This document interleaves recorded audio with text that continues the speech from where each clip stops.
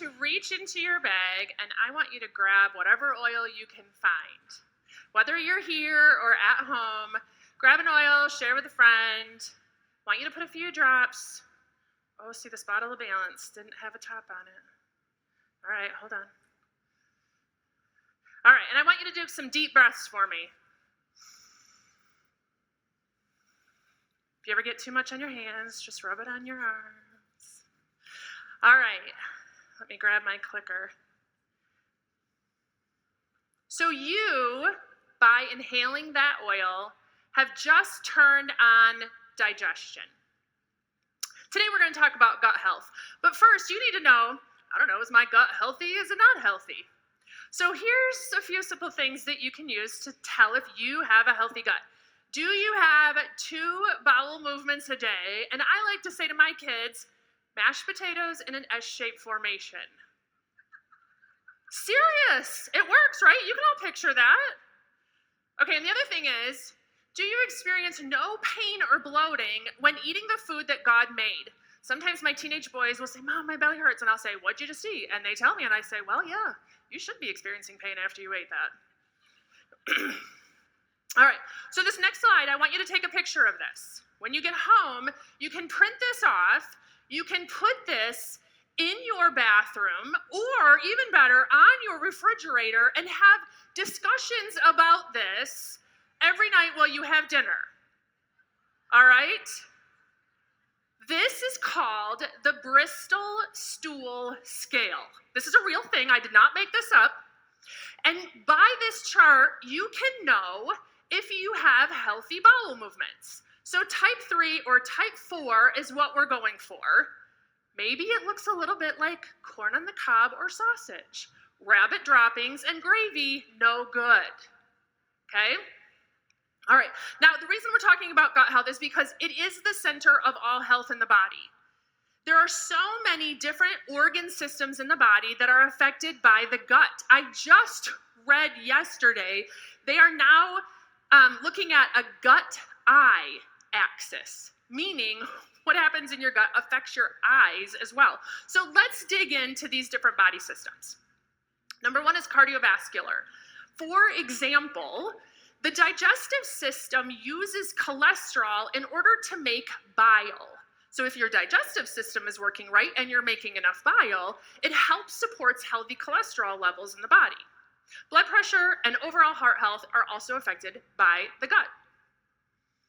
Urinary system, this is a big one. If you want consistent urinary health, look to make your gut more healthier. There is also a gut-lung axis. The lungs actually have their own microbiome as well. But for ease of breathing, your gut health is going to impact the health of your lungs. Now, clear skin and freedom from occasional itching starts in the gut. The skin is a really great mirror to your overall health, the center of that being the gut. And so good gut health is going to give you healthy looking skin. The development and the response of the immune system also related to the gut. Gut bacteria stimulates the development of immune systems in the small intestine, and 70% of your immune system is created and housed here. A healthy gut microbiome helps the immune system respond to injury or infection without attacking healthy body tissue. Just like the lung gut axis, there's a brain gut axis. This is, I think, the one that we're most familiar with. Now, this happens through a wired and a wireless system. The wired system is the vagus nerve, and the wireless system are the neurotransmitters produced by the gut microbiome. Both the vagus nerve and the neurotransmitters focus on communication between the gut and the brain. The gut also produces and stores 95% of serotonin, as an example. Now, this goes both ways. Stress impacts the gut, but peace also impacts the gut. And vice versa, healthy food that we eat can help bring peace to the brain. Poor gut health can affect the inflammatory response, which can disrupt hormone-producing glands like ovaries, thyroid, and adrenals. This can lead to imbalance in hormones like estrogen, progesterone, and testosterone.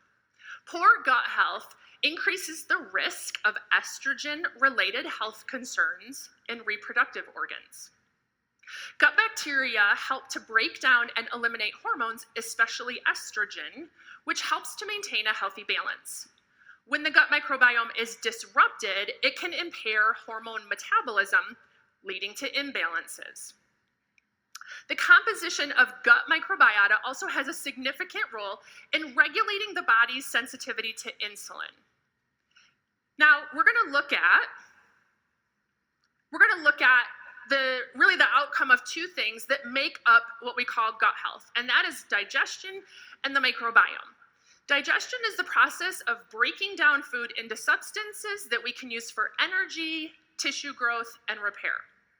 The microbiome is trillions of organisms that live in your GI tract. We always think of bacteria, however, this also includes viruses, fungi, and parasites as well. So let's start with digestion. There's 3 phases of digestion: cephalic, gastric, and intestinal. Cephalic is stimulated by the sight, the thought, the smell, the taste of food. This happens before we eat. Digestive juices are released before food enters the body. These experiences stimulate the vagus nerve, which sends messages to the stomach, that wired system we talked about. Now, so what inhibits cephalic digestion? Well, anything that stimulates the sympathetic nervous system, which is our fight or flight. Gastric digestion is stimulated by the distension or stretching of the stomach triggered by that vagus nerve again. Now, this can be inhibited again by the sympathetic nervous system. It's also inhibited by low stomach acid. Intestinal is started by food moving from the stomach into the duodenum and the duodenum stretching. And this will stimulate gallbladder and pancreas function. So, what are some things that we can do to aid in those phases of digestion? Well, the first one's cephalic. Anything that reduces stress or aids in feelings of safety. So we want to use oils with grounding and calming aromas, adaptive capsules or serenity soft gels, deep breathing, and choosing thoughts of safety, and having that mealtime experience of prayer, laughter, spending time with people that we love. That all helps us in digestion.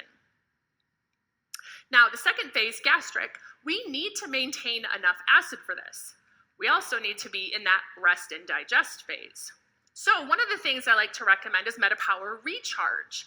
The hydrochloric acid that we need in order to digest in our stomach requires electrolytes in order to be created. And so the electrolytes in MetaPower Recharge help our body create hydrochloric acid.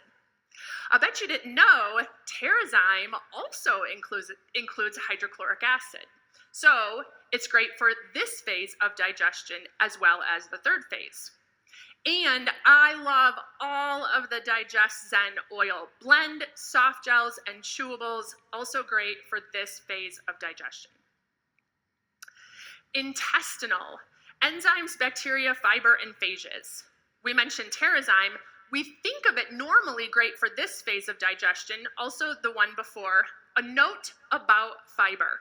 We need fiber to feed the gut microbiome.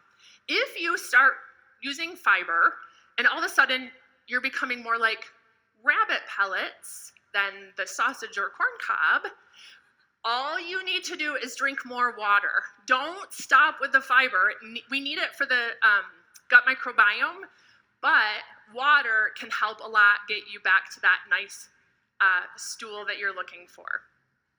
And then PB Restore and PB Assist, also great for this phase of digestion. A note about the new VMG. It was mentioned very briefly this morning that there are some probiotics in the VMG, and that is awesome. So exciting to me that these are 4 unique strains not found in other products. They exist in this product not to grow in our gut microbiome, but to support micronutrient absorption. All right, so we need to cultivate a wide array of microbes in our gut to make our microbiome more capable and resilient. Diversity in our microbiome declines as we age. It also declines when we eat a lot of processed foods.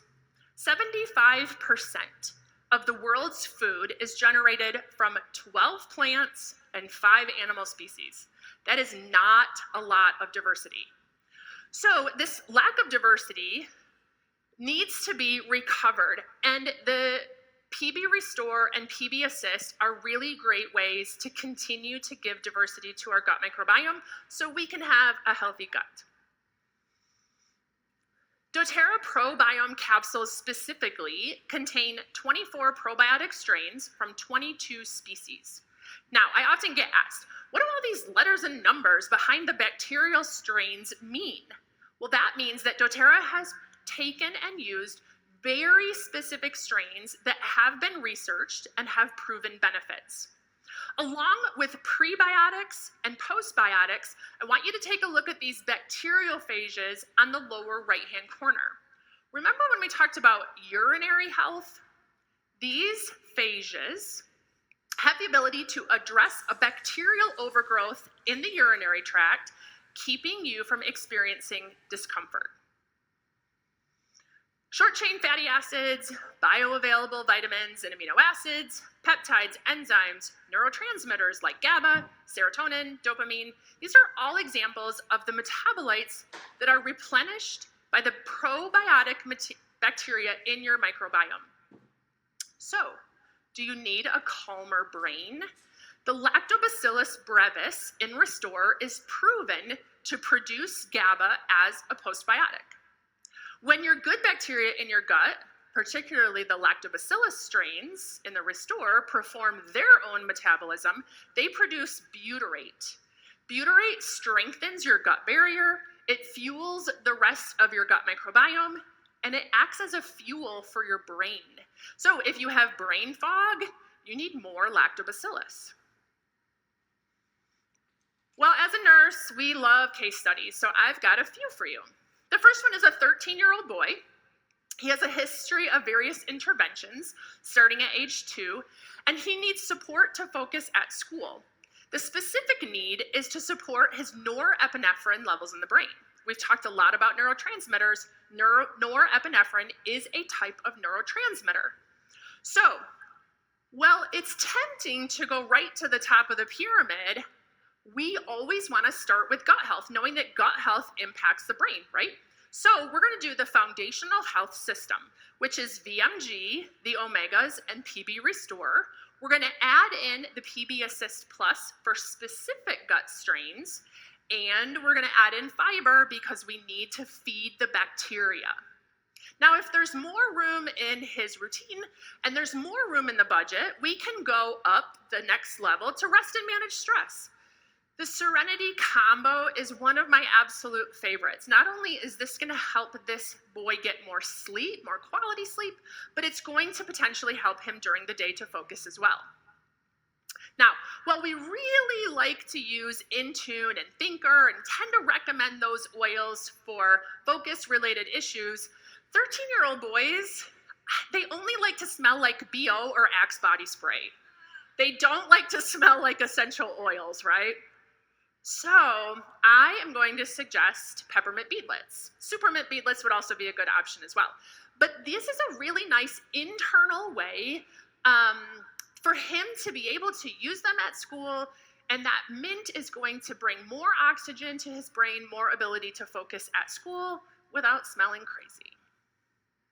All right, this next case study is a 49-year-old woman. She came to me complaining of feeling tired, hormone issues, and she's in that phase of life where she's launching teenagers and caring for her parents, and she said to me that she feels sad and unimportant. Now, I'm sure because of social media, she came to me thinking I was going to fix the hormones, right? Well, I dug in a little deeper, I asked some more questions, and it turns out she has a history of digestive issues.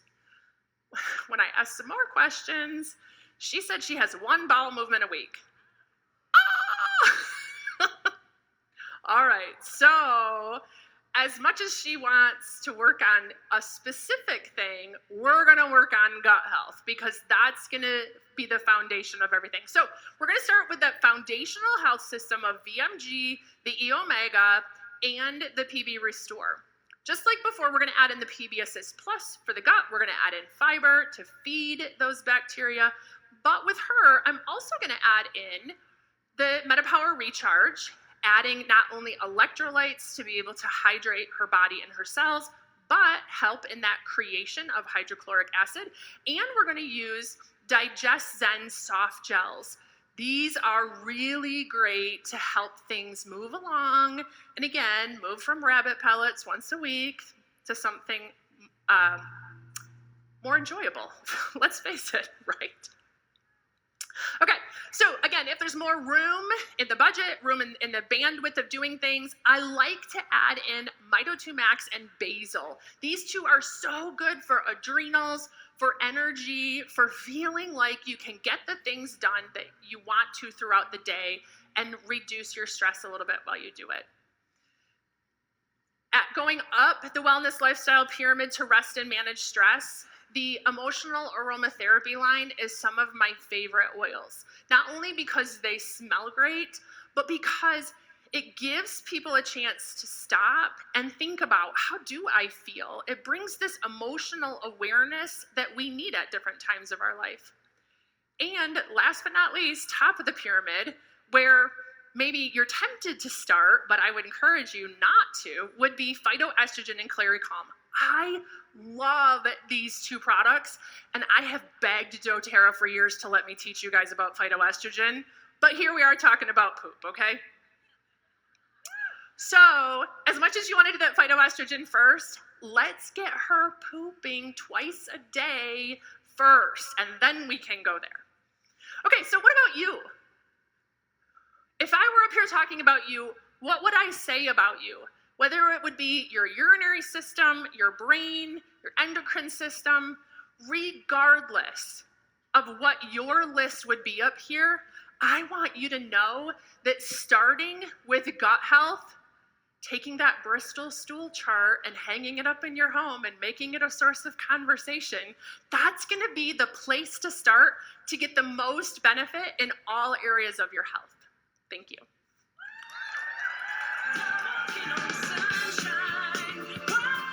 Got it.